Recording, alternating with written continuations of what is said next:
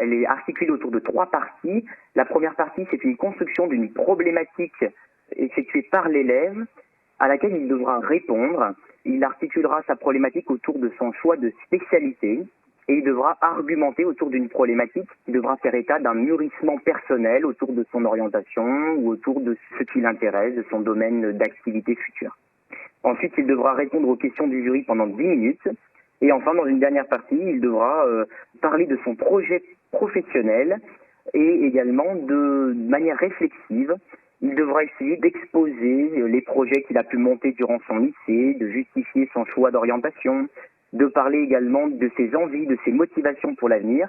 Et évidemment, il devra justifier aussi de la pertinence de son choix de problématisation. Pour les terminales qui voient cette échéance du grand oral s'approcher à grands pas, est-ce que vous avez quand même des conseils à donner, des écueils à éviter ? Alors, mon premier conseil, c'est dans un premier temps de ne pas uniquement penser que le travail du grand oral ne passe qu'à l'écrit. Le premier écueil, c'est de ne travailler qu'à l'écrit le grand oral, rédiger entièrement son intervention, ne jamais se mettre en condition. Ils ont les outils dans les mains pour pouvoir travailler leur grand oral. Moi, je pense par exemple au téléphone portable. Ils peuvent très bien s'enregistrer, ils peuvent se filmer. Il faut qu'ils se mettent également en condition et qu'avec leurs amis, avec leurs professeurs, avec leurs parents, eh bien qu'ils puissent faire des oraux blancs, tout simplement des simulations ou parfois que sur une partie, parce qu'il faut pouvoir, et c'est un petit peu mon slogan, travailler l'oral par l'oral. C'est que comme ça qu'on peut vraiment progresser sur les compétences oratoires. C'est que comme ça qu'on vérifie qu'on a bien maîtrisé une notion et qu'on sait l'expliquer. Il ne s'agit pas simplement de pouvoir la nommer, mais il s'agit de pouvoir l'expliquer. Donc ça, c'est important. Je leur conseille également de réécouter ce qu'ils ont fait, de revoir leurs prestations et puis de s'évaluer au niveau de la gestuelle. Est-ce qu'ils mettent les mains devant eux? Est-ce que les mains bougent? Est-ce qu'il n'y a pas de geste parasite?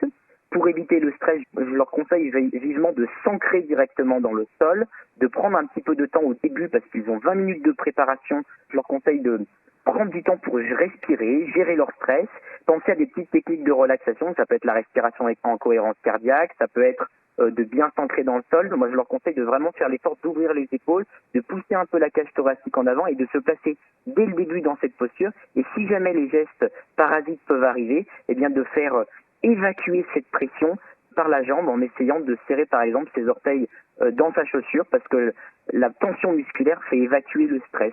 C'est des tout petits conseils qui ont l'air de rien, mais qui, au moment d'un oral où il y a tellement de choses qui se jouent dans le même temps parce que l'oral est multimodal, il y a tellement de choses, la gestuelle, la voix, le regard, son propos, les mots, la fluidité, il y a tellement de choses à penser en même temps que d'avoir ces toutes petites astuces-là, ça évite d'être en moment de surpanique, d'avoir un stress qui monte tellement que la voix, par exemple, devient un peu moins claire.